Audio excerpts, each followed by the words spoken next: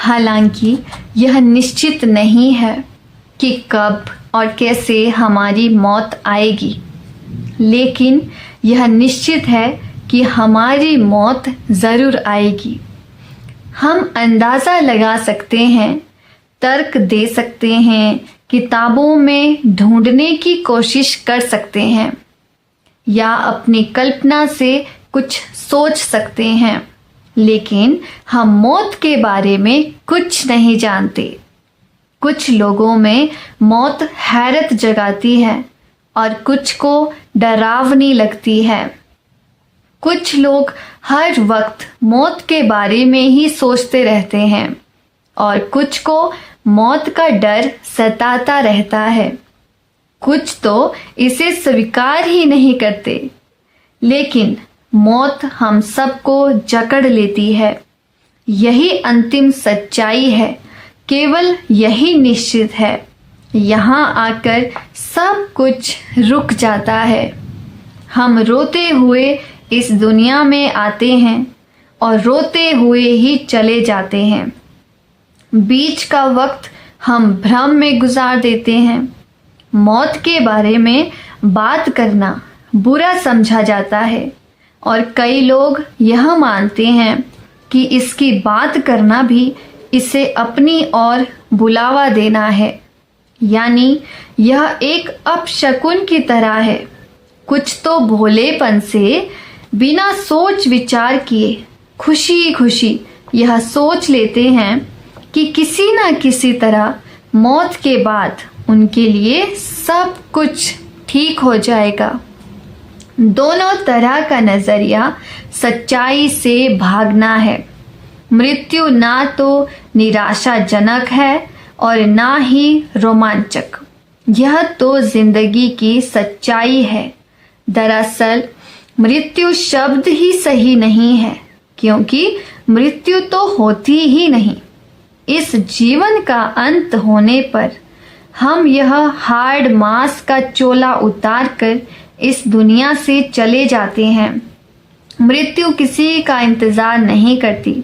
एक कहावत है, मौत के लिए सभी बराबर हैं। यहाँ पर गरीब भी सबसे ज्यादा धनवान है और धनवान भी उतना ही गरीब है जितना एक भिखारी। कर्ज लेने वाले की सूदखोरी खत्म हो जाती है और कर्ज देने वाला अपनी जिम्मेदारी से मुक्त हो जाता है। यहाँ अहंकारी अपनी मान मर्यादा की भेंट चढ़ा देता है। नेता अपना मान सम्मान और दुनियादार अपनी ऐशो इशरत का समर्पण कर देता है। जब मौत दस्तक देती है, तब इंसान ना कहीं भाग सकता है ना छिप सकता है। जब मौत की घड़ी आ जाती है, तो वह जवान या बूढ़े में, बीमार या तंदुरुस्त में, अमीर या गरीब में और राजा या भिखारी में कोई भेदभाव नहीं करती। जब आखिरी वक्त आता है तो कोई चेतावनी नहीं मिलती, ना ही किसी का लिहाज किया जाता है और हालात चाहें कैसे भी हों, वह घड़ी टल नहीं सकती। इससे कोई फर्क नहीं पड़ता कि हम कौन हैं, कहाँ हैं, हमारी सेहत कैसी है और हमारे पास कितनी धन संपत्ति है। मौत किसी को नहीं छोड़ती। आखिर हम में से हर एक के नाम के साथ स्वर्गीय जुड़ जाता है। मौत हुई, दफना दिया गया, हमेशा के लिए चले गए और हमेशा के लिए भुला दिए गए। मृत्यु पर विजय पाने का केवल एक ही उपाय है, भजन बंदगी करते हुए, रूहानी जीवन बिताते हुए, जीते जी मरना। हम इतना तो जानते हैं कि इस धरती पर थोड़े समय के लिए मिली यह जिंदगी हमारी असली जिंदगी नहीं है। इस शरीर से परे भी कुछ ऐसा है जो इस शरीर के नष्ट होने पर भी बना रहता है। इच्छा तो यही होती है कि मनुष्य शरीर हमेशा के लिए बना रहे, लेकिन आत्मा शरीर के बंधन से छूटने के लिए तड़पती है, क्योंकि असल में आत्मा तभी सचेत हो जाती है जब शरीर मृत्यु को प्राप्त करता है। ऐसा अनुभव हमें पहले भजन सिमरन के दौरान जीते जी मरने की अवस्था में होता है और बाद में देह त्यागने के समय होता है। कोई शिष्य बार बार अपने गुरु से यह सवाल पूछा करता था, मौत के बाद क्या होता है? मरने के बाद हम कहाँ जाते हैं? आखिर एक दिन गुरु ने उसे एक मोमबत्ती जलाने के लिए कहा। जब शिष्य ने मोमबत्ती जलाई तो गुरु ने फूंक मारकर उसे बुझा दिया और शिष्य से पूछा, मोमबत्ती की ज्योति कहाँ गई? शिष्य का कोई जवाब नहीं सूझा। गुरु ने समझाया, इसी तरह जब हमारी मौत होती है हम भी गायब हो जाते हैं। मोमबत्ती की ज्योति कहाँ चली गई? वह अपने मूल में समा गई। अब यह अलग ज्योति के रूप में मौजूद नहीं है, इसकी अलग हस्ती नहीं रही। इस तरह अगर हम जीते जी मरने का अभ्यास करते हैं तो हम भी अपने मूल में समा जाते हैं। जब हमारे प्राण निकल जाते हैं, हमारी मौत हो जाती है, तो हम सत्य में यानी उस एक में समा जाते हैं। आओ हम भी रूहानी अभ्यास करके अपने आप को तैयार करें, अपने अहंकार और मोह का नाश करें और जब मौत द्वार पर दस्तक दे तो जाने के लिए तैयार रहें। तैयारी करो, तैयार रहो।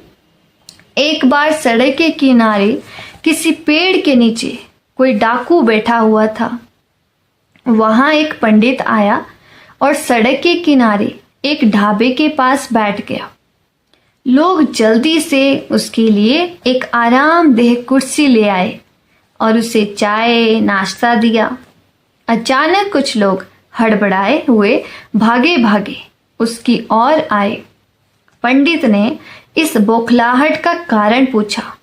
गांव के मुखिया ने अधीर होकर कहा, दूसरे गांव से एक आदमी आया है जो दावा करता है कि परमात्मा सुई के छेद में से गुजर सकता है। पंडित मुस्कुराया और बड़े रोब से बोला, यह सब बेवकूफ़ी है। भला परमात्मा सुई के छेद में से कैसे गुजर सकता है? यह देहाती कोई पागल लगता है। उसकी तरफ ध्यान मत दो। भीड़ धीरे धीरे चुपचाप छंटने लगी। तभी पेड़ के नीचे बैठा हुआ डाकू, जिसने अपना चेहरा टोपी से ढका हुआ था, धीरे से बोला, परमात्मा वह तो कुछ भी कर सकता है। इसे कहते हैं विश्वास।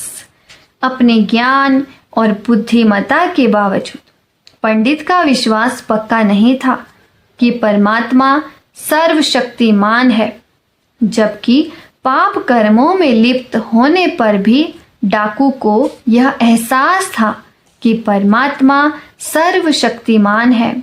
कहा जाता है कभी कभी कोई पापी जीत जाता है जहाँ कोई साधु चूक जाता है। विश्वास एक ऐसा भरोसा है जिसे इंद्रियों से अनुभव नहीं किया जा सकता और जिसे हमारा मन नहीं समझ सकता। विश्वास के मायने हैं उस बात पर यकीन करना जिसे हम साबित नहीं कर सकते। विश्वास से मिलने वाली शक्ति ही हमें कायम रखती है। अगर सब कुछ ठीक चल रहा है तो हम जिंदगी की रो में बहते रहते हैं, लेकिन जब हमें लगे सब कुछ हमारे विरुद्ध हो रहा है, तब संतुलन बनाए रखने के लिए हमें कुछ और भी चाहिए। उस समय विश्वास हमारा आधार बनता है। विश्वास में इतनी ताकत है कि मुश्किल से मुश्किल काम भी पूरा हो जाता है। जीवन में आने वाले अलग अलग हालात में अगर हमारा विश्वास डोल जाता है तो वह विश्वास नहीं है। जिस तरह शादी के वक्त कस्में लेते हुए हर हाल में साथ निभाने का वादा किया जाता है, चाहे बीमारी की हालत हो या सेहत अच्छी हो, हालात अच्छे हो या बुरे, उसी तरह विश्वास में भी यही स्थिति है। जीवन में चाहे कैसी भी मुश्किल घड़ी आए, हमारा विश्वास डावाडोल नहीं होना चाहिए। हम अपने आसपास ध्यान दें तो हमें हर तरफ परमात्मा के चमत्कार ही चमत्कार नजर आएंगे। क्या प्रकाश और अंधकार की हर घड़ी चमत्कार नहीं है? क्या यह चमत्कार नहीं है कि हर इंसान का चेहरा एक दूसरे से अलग है? क्या यह चमत्कार नहीं है कि किसी भी देश में, दुनिया के किसी भी कोने में, किसी भी जाति, धर्म या नस्ल में पैदा होने वाले बच्चे के मुंह से पहला शब्द माँ माँ ही निकलता है। रंग बिरंगे इंद्रधनुष का दिखाई देना क्या चमत्कार नहीं है? विज्ञान और तकनीकी उन्नति इन चमत्कारों के सामने कुछ भी नहीं है। विज्ञान मनुष्य को चांद तक भले ही ले जाए, लेकिन यह एक नया चांद नहीं बना सकता, ना ही यह एक और सूरज बना सकता है। यह जानवरों का प्रतिरूपण भले ही कर ले, लेकिन असली जानवर नहीं बना सकता। चमत्कार सिर्फ हमारे विश्वास की वजह से होते हैं। जहाँ विश्वास नहीं है, वहाँ चमत्कार नहीं हो सकते। जहाँ विश्वास है, वहाँ हमें आसपास चमत्कार ही चमत्कार दिखाई देते हैं। विश्वास और सत्य एक ही है। परमात्मा के नज़रिए से यह सत्य है और हमारे नज़रिए से यह एक विश्वास है। हज़रत निज़ामुद्दीन औलिया का किस्सा इस बात का बिल्कुल सही उदाहरण है। उनके 22 शिष्य थे, 22 स्टूडेंट्स, और हर शिष्य उनका वारिस बनना चाहता था, यह देखने के लिए कि उनमें सबसे सच्चा भक्त कौन है। हज़रत निज़ामुद्दीन ने उनका इम्तिहान लेने का फैसला किया। एक दिन बाजार में घूमते हुए वह उस इलाके में चले गए जहां वेश्याओं के कोठे थे। सभी देखने वालों को हैरानी में डालते हुए हज़रत निज़ामुद्दीन एक वेश्या के कोठे के अंदर चले गए और अपने शिष्यों से बाहर ठहरने के लिए कहा। शिष्य हक्के बक्के रह गए और सोचने लगे कि उनके मुर्शिद ऐसी जगह पर क्या कर रहे हैं। हज़रत निज़ामुद्दीन ने वहाँ की मालकिन से कहा कि उन्हें एक रात के लिए कमरा चाहिए और उनके लिए थोड़ा भोजन और शरबत भी भेज दिया जाए। शिष्य बाहर से देख रहे थे कि उनके मुर्शिद के कमरे में खाने पीने का सामान ले जाया जा रहा है। उनके मन में बुरे ख्याल आने लगे। वे बड़े निराश हो गए। वे सोचने लगे कि उनके मुर्शिद खाने पीने और वेश्या के पास जाने जैसी हरकतें करके उनका विश्वास कैसे तोड़ सकते हैं। जैसे जैसे रात बीतती गई, एक एक करके उनके शिष्य उचाट होकर वापस जाने लगे। सुबह होने पर जब मुर्शिद नीचे आए तो वहां सिर्फ एक ही शिष्य उनका इंतजार कर रहा था। जब मुर्शिद ने पूछा कि वह भी दूसरों की तरह चला क्यों नहीं गया, तो शिष्य ने जवाब दिया, मुर्शिद, मेरा ठिकाना तो आपके चरणों में है। केवल एक ही शिष्य का गुरु में विश्वास डावाडोल नहीं हुआ। केवल उसी को अपने मुर्शिद पर भरोसा था। वह शिष्य था अमीर खुसरो, जिनके कलाम में अपने मुर्शिद हज़रत निज़ामुद्दीन औलिया के प्रति प्रेम ही प्रेम भरा है। उनके कलाम के कारण हम आज भी उन्हें याद करते हैं। क्या हमें विश्वास है या नहीं है? हम अपनी शंकाएं इतनी ज़्यादा बढ़ा लेते हैं कि ये हमारे ऊपर हावी हो जाती हैं। यह ज़रूरी नहीं है कि हालात वैसे ही हों जैसे दिखाई देते हैं। शिष्य के रूप में हमें कई बार ऐसे हालात का सामना करना पड़ता है जो असल में भ्रम या गलत फहमी ही होते हैं, लेकिन उस समय वही सही दिखाई देते हैं। अगर रूहानी तरक्की ना होने के कारण मन में ठहराव नहीं है तो हमें मुसीबतों, परेशानियों, दुविधाओं का और अपनी कमजोरियों का सामना करना पड़ेगा। अगर हम इन रुकावटों के आगे घुटने टेक देते हैं तो ये रुकावटें हमें सतगुरु के अमर उपदेश की ज़रूरत और उसकी अहमियत को समझने नहीं देंगी। सत्य की प्राप्ति के लिए हमने जो वचन दिया है, हमारा उतावलापन हमें उससे दूर कर देगा। हम बड़े जोश और उम्मीद से संत मत पर आते हैं, लेकिन जरा सी कोई ऐसी रुकावट खड़ी हो जाए जिस पर हमारा वश ना हो तो हम निराश हो जाते हैं। ऐसा इसलिए होता है क्योंकि हमारे अंदर विश्वास की कमी है।